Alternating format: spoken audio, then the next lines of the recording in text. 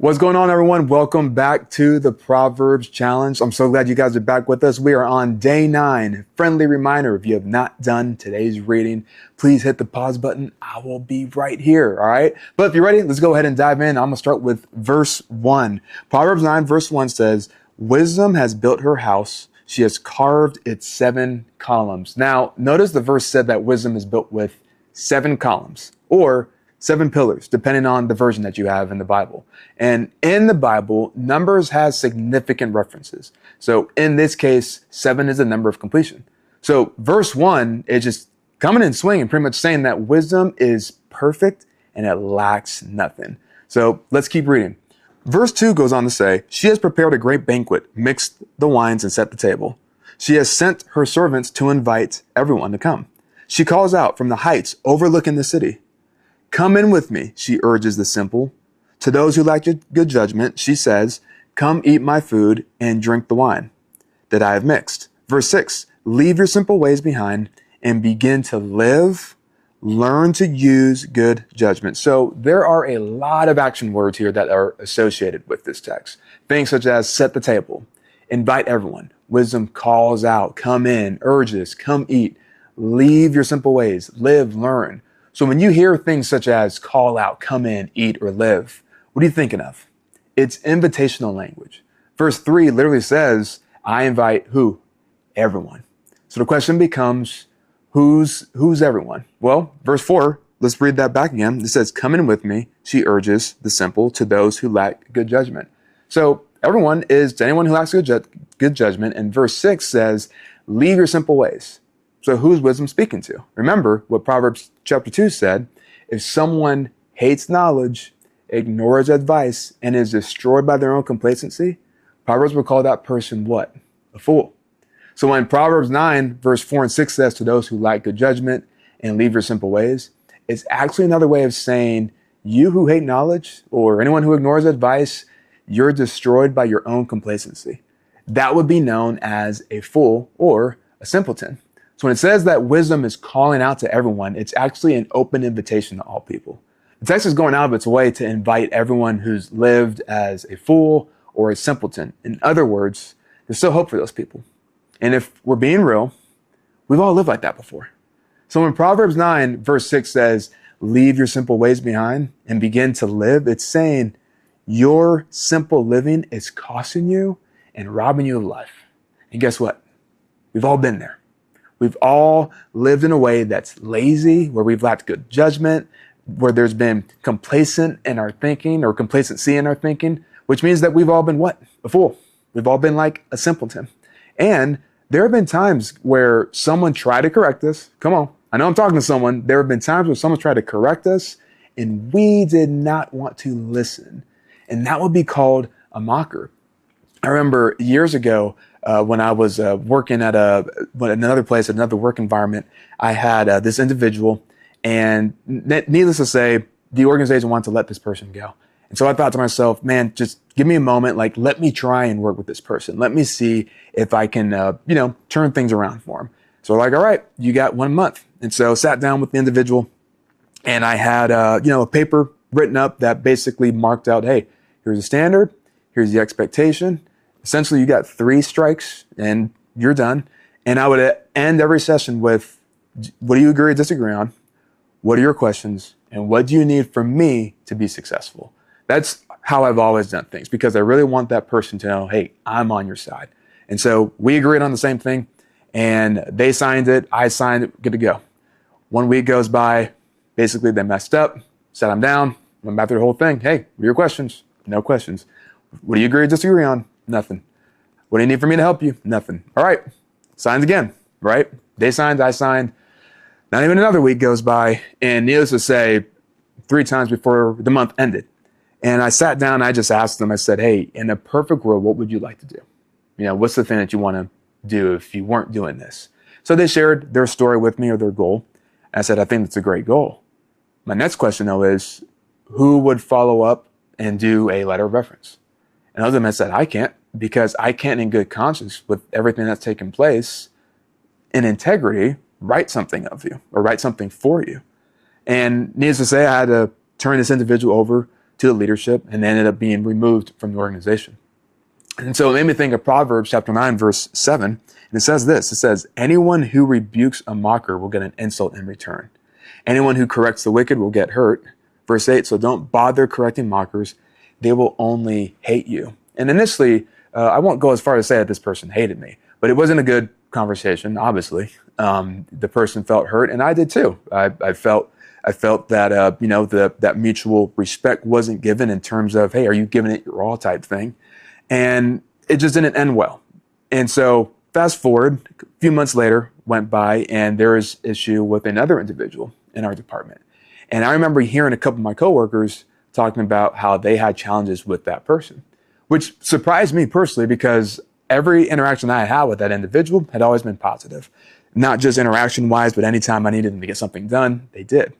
And so come to find out, they would be asked to take care of a certain tasks that felt small, and they didn't want to do it. So I went over and had a conversation with this individual. This is a different person. And I asked them, same question. If you don't know by now, if you ever struggling with individuals, a little side note, ask them the end game question. That's what I call it. I call it the end game question, meaning in the perfect world, what would you want to do? What's your goal? What's your dream? So I asked something similar of that, and they said, well, I really want to be in charge of this section. I said, I think that's a great goal, which surprised me. I had no idea that was their goal. So that was good information for me. So I'm learning about them, and I said, well, in order to do that, you need to be in this position, which would require them to get promoted twice.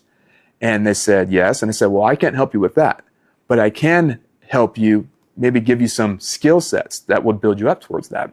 And so what I said was, I'll make you a deal. I will teach you one or two of the responsibilities that come with that position. Are you willing to learn that? Of course, they lit up. They're like, absolutely, I will go ahead and do it. I said, great. And so I started showing them, or before I did, I looked at them and I said, now I was informed by two other coworkers that they've asked you to do these type of tasks and you're getting a hard time. Is that true? And they said, yes. I said, okay, I will teach you these two tasks and responsibilities when it comes to stepping into that position you want, but you also got to take care of the small stuff. I can't trust you with the big if you won't do the small. And you need to do your own work to work your way up in order to, of course, get promoted. And so they said, deal. And can I just say for context, I was over 8 different versions of this thing, meaning I had 8 different people that would have to turn in this monthly task. And this person did a better job than all the other ones. And this person was the lowest ranking out of all the people. Needless to say, fast forward about, 14, maybe 18 months later, this person ended up getting promoted twice within that time frame, and they got to that position that they wanted.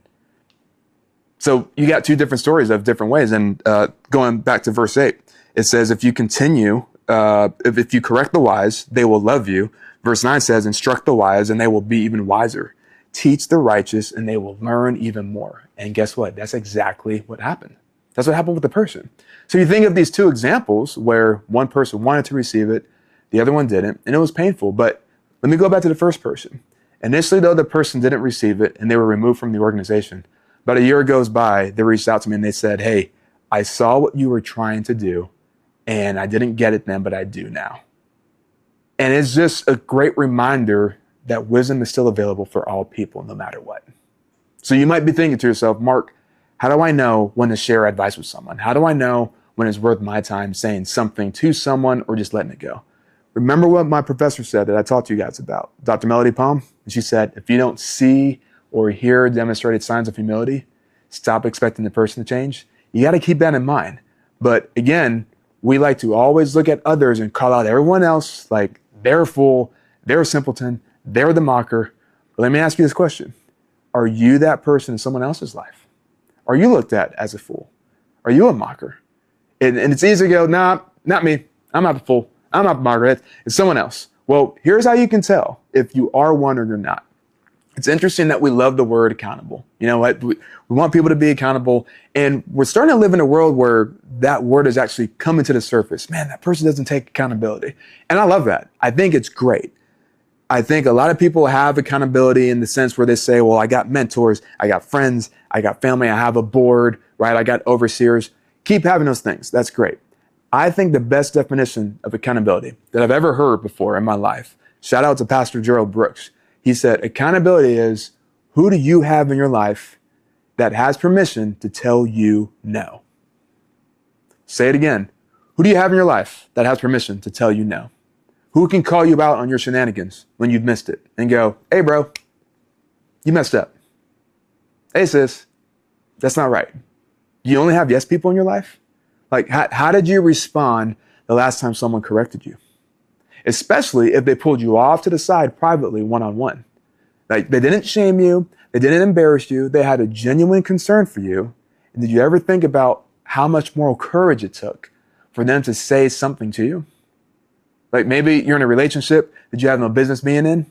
You're about to make a financial decision that's extremely unwise, that's going to impact your family or your business or the people you're leading or your church. You're about to do something that's going to impact just those around you, your friendships. I don't know. Like, these people have a genuine concern for you. They share it, and instead, maybe you shamed them. Did you come at them sideways? Or did you just stop talking to them completely simply because they held you accountable? And let me be clear. I'm not talking about manipulation. I'm not talking about guilting, like when you're being guilted into doing something. Remember, we mentioned that yesterday, what wisdom isn't. It doesn't coerce, it doesn't manipulate or deceive. We talked about all of that. So let me be clear. Wisdom is plain. It's true and right. So they said what they said out of genuine concern, and they have a track record of being for you, wanting the best for you. And we push them aside because we don't want to hear it. And that leads us to our wise takeaway. Our wise takeaway for today is that wise people are open to correction. They're open to correction. So here's the true test on if you're wise and if you're someone who really has accountability or wants to grow in it. So a couple of things. Number one, find a loved one. You can find a loved one. This can be a spouse. This can be a close friend. It can be a leader, an employee, a coworker. This can be your pastor. But find someone that you trust and ask them these two questions. And it's kind of not so much rhetorical, but you're asking a very direct question. So you think of it through the lens of an example, okay? So you would go, has there been a time where you wanted to share something with me, but didn't because you thought I wasn't going to listen? Just think through that. Has there been a time where you wanted to share something with me, but didn't because you thought I wasn't going to listen? Another one is, do you ask for feedback in real time? So if you just did an event, maybe you spoke at something, you taught a classroom, maybe you had a conversation and someone was present with you. Right after, do you look at that person and go, hey, how did that feel to you? Because there are times and moments where I'm speaking, teaching, or preaching, and when I play it back in my head, I'm like, man, when I think back through the reaction, I don't know how that went, like how it felt for me, maybe different how it felt for someone else. So I'll just ask them like, hey, how did that feel for you? And here's the deal. You got two rules in this, all right? There's two rules when you do this exercise. You're not allowed to get defensive. That's number one. You're not allowed to get defensive. And when you find yourself, notice I said when and not if, because we're human. We like to defend our actions. So when you find yourself getting defensive, here's what you do. Leads to rule number two. You ask one of the two questions. What do you mean by that? And can you give me an example?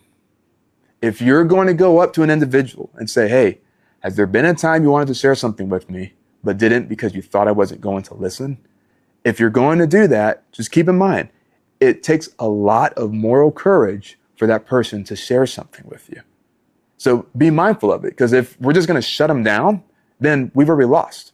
So if you find yourself getting defensive, that's actually a cue for you to slow down and actually listen to them and ask the clarifying question. Proverbs 9, verse 10 says this, fear of the Lord is the foundation of wisdom. Knowledge of the Holy One results in good judgment. Verse 11, wisdom will multiply your days and add years to your life. Are you catching that? Will add years to your life. Verse 12, if you become wise, you will be the one to benefit. If you scorn wisdom, you will be the one to suffer. So why do we listen to feedback? So your days can be multiplied and your years will be added to your life. I want you to have wisdom and be someone who is wise. But guess what? If we want to have more years added to our life and we want our days to be multiplied, we must be able to receive feedback. And that's our wise takeaway for today. Wise people are open to correction. Wise people are constantly open to feedback. So keep your heart, your mind, your soul open to feedback from those who love you most. And remember, these are people who always point you back to God or they point you back to his word. They're not wise if they're saying something and it's contradicting to God and his word. So wise people are open to correction. Amen? Hope you guys enjoyed this one, and I will see you tomorrow. Thanks for joining us today. I want to challenge you with two things. Number one, invite somebody because you don't want to do this alone. And number two, join our online community group. I left a link in the description below. What I've come to find is you do your most powerful growth in community with like-minded people. And don't forget to post in the comments below your greatest takeaway and tag me on Instagram at Mark K. Benton 2 so I can see what God is doing in your life. I'll catch you guys on the next one.